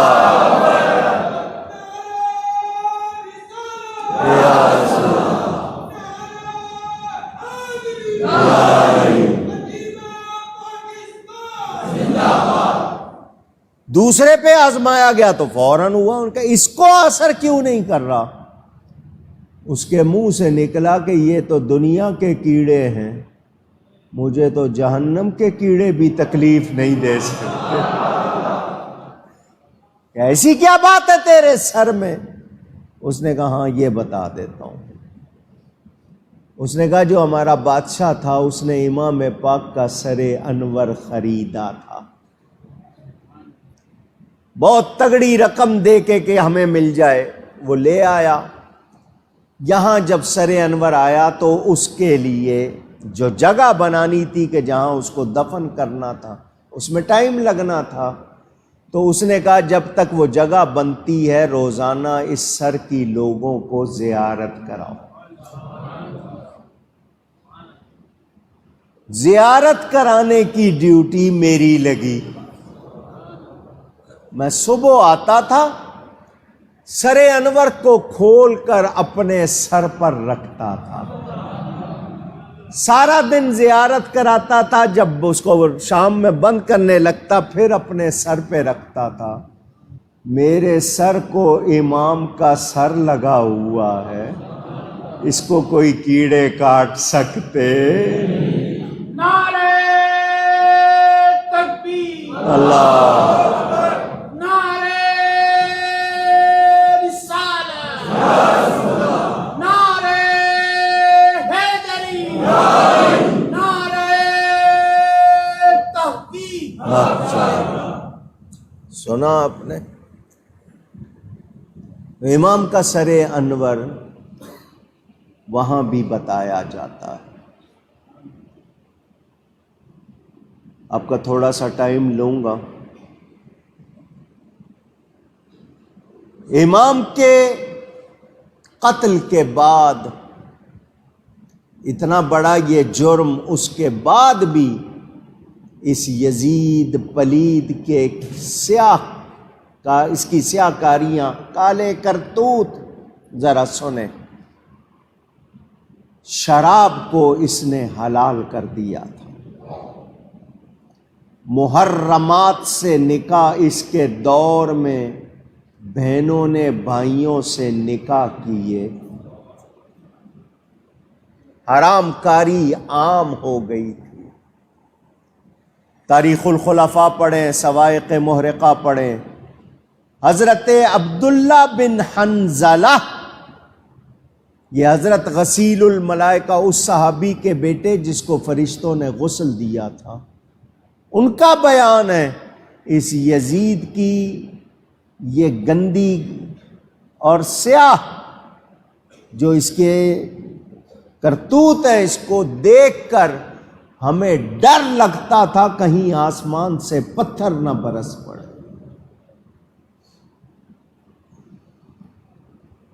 جن لوگوں نے بیعت کی بھی تھی اس کی، انہوں نے بھی سب نے بیعت توڑ دی۔ سنیں، پہلے سال تو اس نے کیا نواسہ رسول کو قتل، اب کیا کر رہا ہے یہ؟ 20,000 کا لشکر دے کر مسلم بن عقبہ کو اس نے بھیجا مدینہ، کیونکہ اس کو پتہ چل گیا تھا کہ لوگ اب اس کے خلاف ہو گئے، بیعتیں توڑ دی ہیں۔ اس نے مدینہ پر چڑھائی کے لیے لشکر بھیجا، اور میرے نبی کا فرمان ہے جو مدینے والوں کو ڈرائے گا قیامت کے دن اس کو آگ میں گھلا دیا جائے گا۔ مدینہ منورہ کے لیے لشکر بھیجتے ہوئے اس کے الفاظ سنیں کہ جب تم مدینے پہ قابو پالو 3 دن کے لیے مدینہ تم پر حلال ہے، مباح ہے۔ یہ ایسا حکم مسلمان دے سکتا؟ پوچھ رہا ہوں، یزید کے حامی اس کو جنتی قرار دینے والے، ذرا یہ سنیں، یہ مسلمانی ہے؟ یہ لشکر پہنچا، اس لشکر نے اپنے گھوڑے مسجد نبوی کے اندر باندھے، ان جانوروں نے لید پیشاب کیا۔ 3 دن مسجد نبوی میں اذان اور نماز نہیں ہوئی۔ گھروں میں گھس گھس کر مدینے کی پاک دامن عورتوں کی آبرو ریزی کی اس لشکر نے۔ 1700 صحابہ، مہاجرین، انصار، 700 قرآن یاد کرنے والے جن کو آپ حافظ کہتے ہیں، چھوٹے بڑے مرد و عورت، 10,000 افراد اس لشکر نے قتل کیے مدینہ۔ واقعہ حرہ، حضرت ابو سعید خدری صحابی اس وقت بہت بوڑھے تھے، ان کی داڑھی نوچی، مسجد کو استبل بنایا۔ حضرت سعید بن مسیب تابعی ہیں، وہ کہتے ہیں میں دیوانوں جیسا بن گیا، جیسے یہ سمجھیں کہ کوئی دیوانہ ہوتا ہے، میں پاگل کا لفظ ان کے لیے نہیں کہہ رہا، دیکھنے میں ایسے دیوانے بن گئے تو انہوں نے مجھے چھوڑ دیا کہ یہ تو، وہ کہتے ہیں میں مسجد نبوی میں کسی کنارے پہ چھپ جاتا تھا، 3 دن میں نے مسجد نبوی میں روضہ رسول سے اذان کی آواز بھی سنی، نماز کی بھی سنی، کیونکہ باہر مسجد میں تو نہیں ہو رہی تھی، لیکن قبر رسول سے اذان کی آواز بھی آتی تھی، نماز کی آواز بھی آتی تھی۔ ام یزید بن عبداللہ بن ربیعہ کے بیٹے کو اس مسلم بن عقبہ نے قتل کیا تھا، جوان لڑکے کو مار دیا، ماں کے سامنے بیٹے کو مار دیا۔ میں پورا واقعہ نہیں سنا رہا۔ اس عورت نے قسم کھائی کہ میں زندہ اس شخص کو جلاؤں گی، جس کو کمانڈر بنا کر بھیجا تھا نا یزید نے، اس نے ماں کے سامنے بیٹے کو مارا۔ یہ لشکر جب مدینہ میں یہ ساری خون کی ہولی اور یہ بدکاریاں کر کے چلے تو یہ جو کمانڈر تھا مسلم، اس کو اچانک فالج ہو گیا اور یہ وہیں مر گیا۔ اس کی جگہ حسین بن نمیر تکونی لشکر کا سالار بن گیا۔ قبر کھودی گئی اور اس شخص کو وہیں پر راستے میں دفن کر دیا گیا۔ وہ عورت، اس کو پتہ چل گیا کہ یہ مر گیا، وہ آئی اپنے کچھ جاننے والوں کو، رشتہ داروں کو لے کر آئی اس کی قبر پر، کہنے لگی قبر کھودو۔ لوگوں نے کہا مر گیا، دفن کر دیا، چھوڑ دے۔ اس نے کہا نہیں، میں قسم کھائی ہے، میں قسم پوری کروں گی۔ قبر کھودی تو دیکھا سر اور پاؤں کی طرف بڑا سانپ اس کو لپٹا ہوا تھا۔ لوگوں نے کہا اللہ کی طرف سے عذاب کے فرشتے آ گئے، اس نے کہا نہیں، میں اپنی قسم پوری کروں گی۔ اس نے وہیں دعا کی، یا اللہ یہ عذاب کے فرشتے تھوڑی دیر کے لیے ہٹا لے تاکہ میں اپنی قسم پوری کر لوں۔ وہ سانپ ایک طرف چلے گئے، اس نے نکال کے اس کو جلایا اور اپنی قسم پوری کی۔ اس شخص نے مدینہ پر جو حملہ کیا، کس نے حکم دیا تھا؟ پوچھ رہا ہوں، کیا اس کے لیے اب بھی کہو گے کہ وہ جنتی ہے؟ مسلمان مانو گے اس کو؟ کیا وہ اچھا شخص تھا؟ جو آج اس کو اچھا کہہ رہے ہیں وہ اپنے آپ کو سوچ لیں وہ بھی اچھے نہیں ہیں۔ اگلا حکم یزید کا۔ عبداللہ بن زبیر مکہ میں تھے، وہاں یزید کے خلاف لوگ بہت زیادہ مشتعل، اس نے مکہ پر حملہ کرایا۔ 64 دنوں تک، 2 مہینے سے زیادہ اس کے لشکر نے مکہ کا محاصرہ رکھا۔ منجنیق ایک مشین ہوتی تھی، اس میں پتھر ڈال کے چلاتے تھے، دور جا کے گرتا تھا، اس سے پتھر مار مار کے انہوں نے کعبے کی دیواریں گرائیں۔ پتھر سے پتھر ٹکرائے، آگ لگ جاتی ہے، کعبے کی چھت جل گئی۔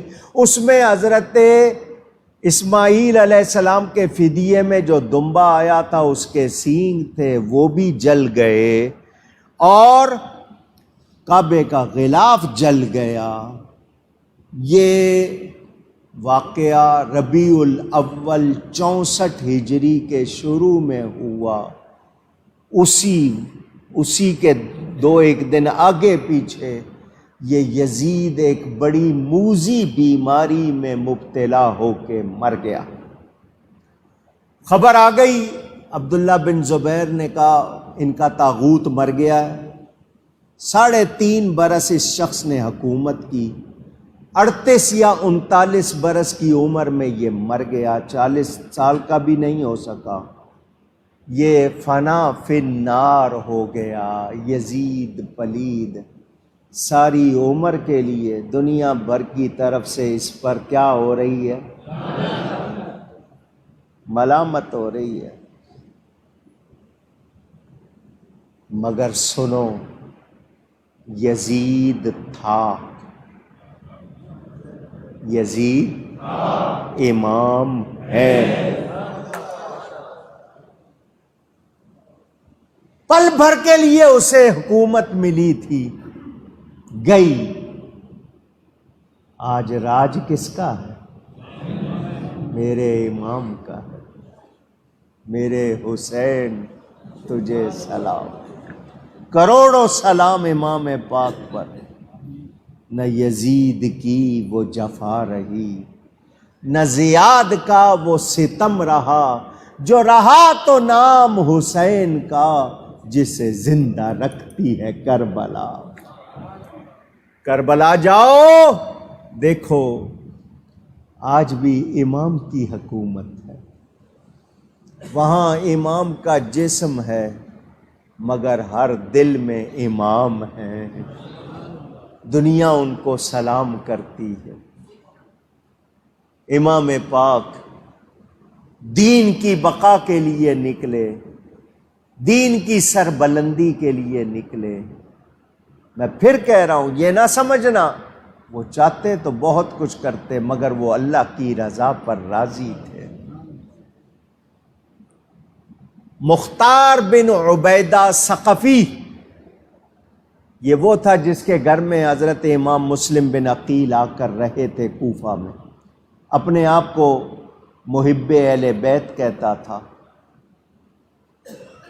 امام کی شہادت کے بعد اس نے کوفے والوں کو کہا کہ ہم نے بہت برا کیا ہے، امام کا ساتھ چھوڑ دیا، امام کو بہت ہی بے دردی سے قتل کیا گیا، میرے ساتھ ملو، ہم قاتلین امام سے، نواسہ رسول کے قاتلوں سے بدلہ لیں گے۔ اس نے ساتھی تیار کیے اور اس نے ایک ایک قاتل کو ڈھونڈ ڈھونڈ کے چھانٹ چھانٹ کے مارا۔ ابن زیاد کو بھی اس نے قتل کیا۔ اسی گورنر ہاؤس میں جہاں ابن زیاد کے سامنے امام کا سر پیش ہوا تھا، اس مختار کے سامنے ابن زیاد کا سر پیش ہوا۔ حدیث سنانا چاہتا ہوں، ابن زیاد کا جب سر لایا گیا، لوگ جمع تھے، سب نے دیکھا ایک سانپ ابن زیاد کے ناک سے جاتا تھا، منہ سے نکلتا تھا، کبھی منہ سے جاتا تھا، ناک سے نکلتا تھا۔ سب بچے او آ گیا آ گیا آ گیا، وہ اس طرح دیکھ رہے تھے۔ یہ منظر سب نے دیکھا، دنیا میں ہی دکھا دیا۔ مگر یہ مختار اپنی اس جو کام کیا تھا اس نے، اس کو بچا نہیں سکا۔ اس نے نبوت کا دعویٰ کر دیا، اپنی محنت برباد کر دی۔ کہنے لگا مجھ کو الہام ہوتا ہے، مجھ پہ وہی آتی ہے۔ کوفہ میں دفن ہے، امام مسلم کے پڑوس میں ہی لوگ اس کو سمجھتے ہیں کہ شاید نہیں ہے، اس نے اپنی محنت برباد کر دی۔ لوگوں میں مشہور ہے امام حنیف، حضرت محمد بن حنفیہ کو امام حنیف کہتے ہیں۔ انہوں نے بھی بدلہ لیا اتنا کہ ان کے گھوڑے کی ٹانگیں خون میں دھس گئیں۔ یہ کہانیاں بنائی گئی ہیں۔ میرے دوستوں اور بزرگوں، یزید پلید کا میں نے آپ کو بتایا تھا، 14 لڑکے تھے اس کے اور 5 لڑکیاں۔ یزید کی اولاد کتنی؟ 14 لڑکے اور 5، ایک نہیں بچا، ایک کی اولاد نہیں چلی۔ اس کے 14 لڑکے، آج ایک نہیں ہے۔ امام کا ایک بیٹا بچا تھا، دنیا حسینیوں سے بھری ہوئی ہے۔ نعرہ تکبیر، نعرہ رسالت، نعرہ حیدری۔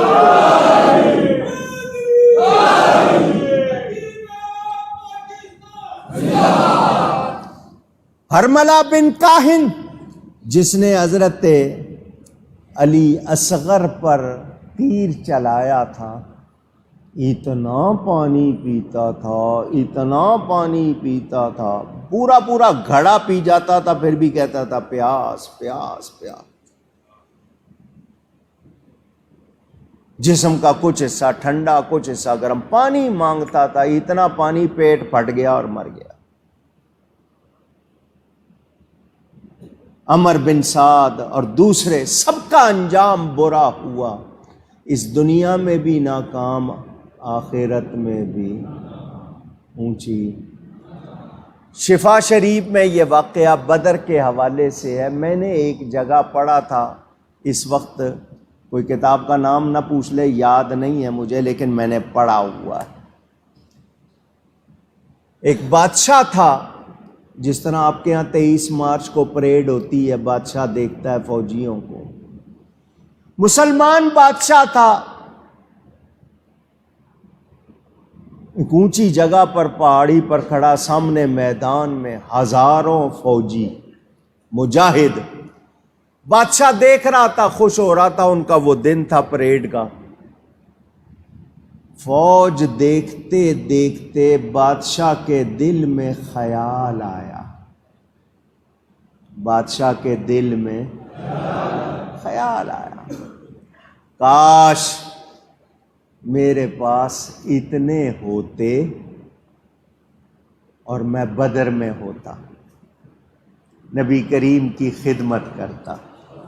یہ شفا شریف کے حوالے سے جو میں نے پڑھا۔ دوسرا، اس کے دل میں خیال آیا، کاش یہ سارے میرے فوجی میرے ساتھ ہوتے اور میں کربلا میں ہوتا،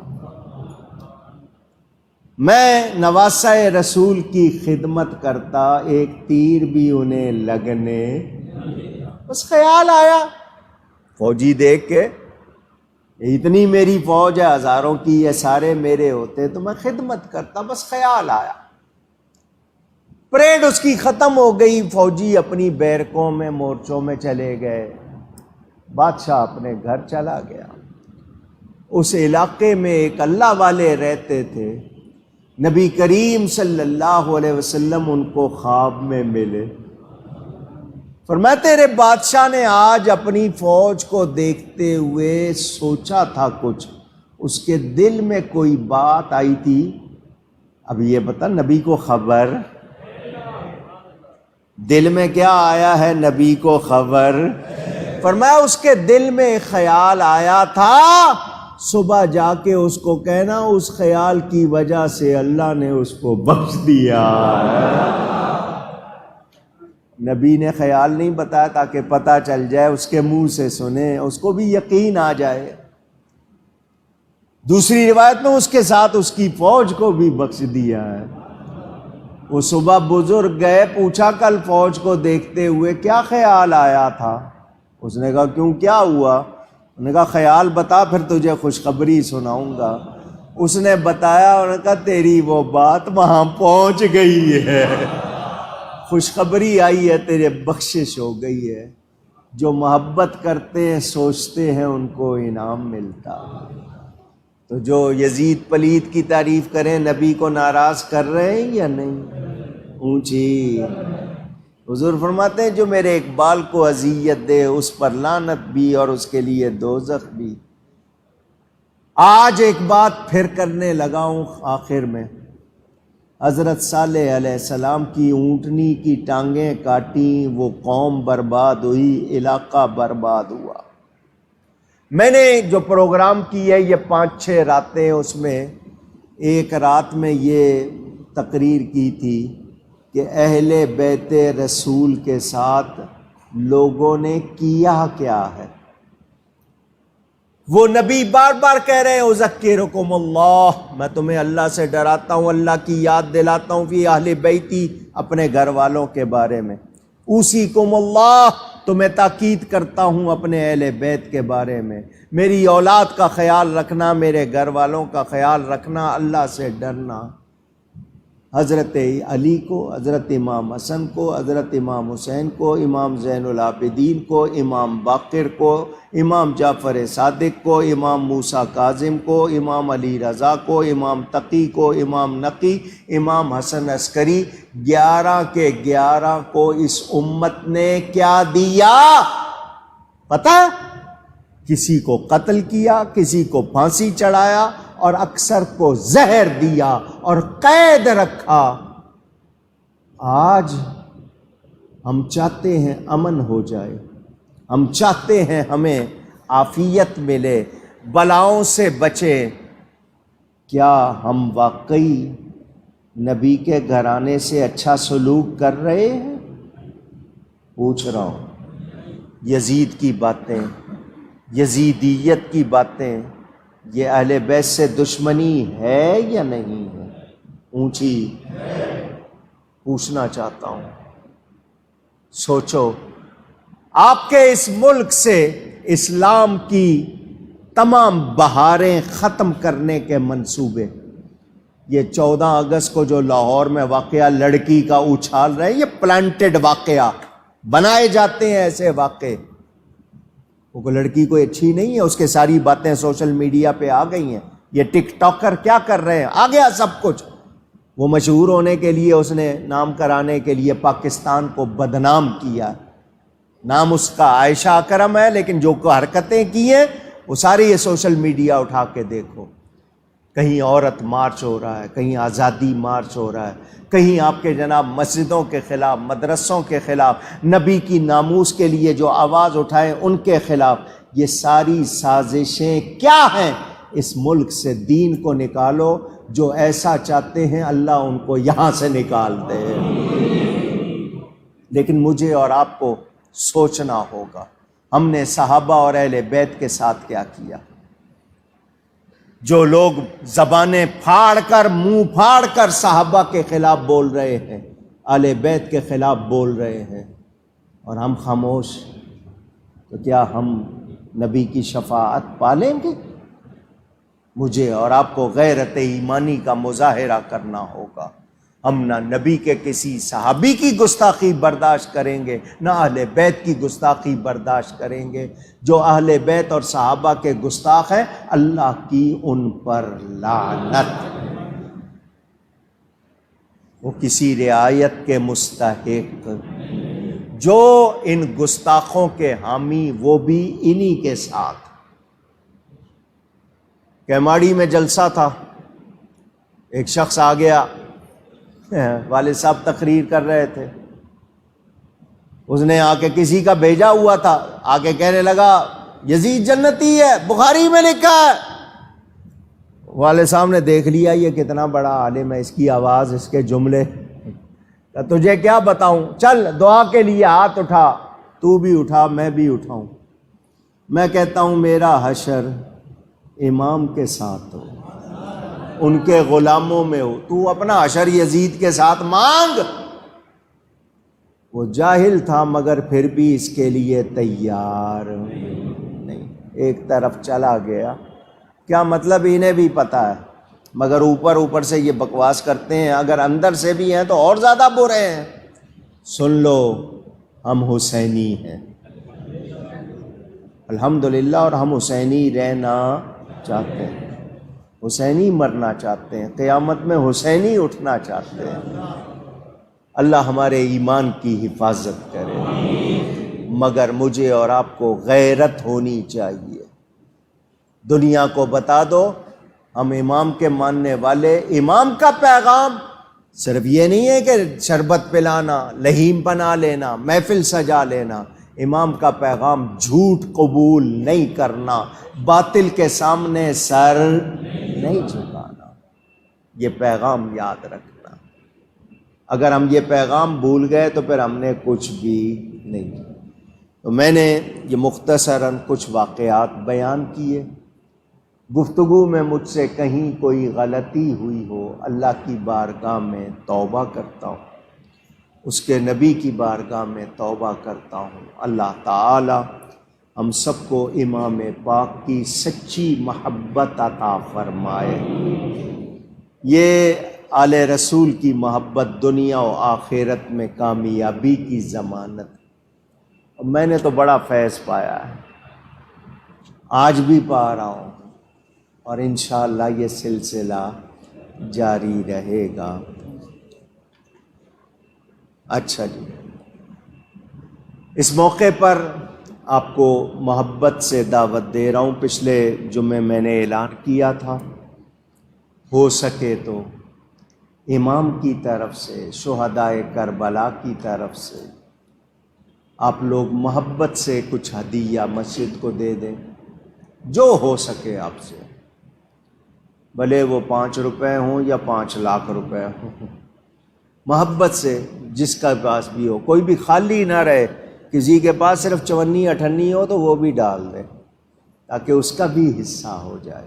جو زیادہ دے سکیں اللہ ان کو برکت دے۔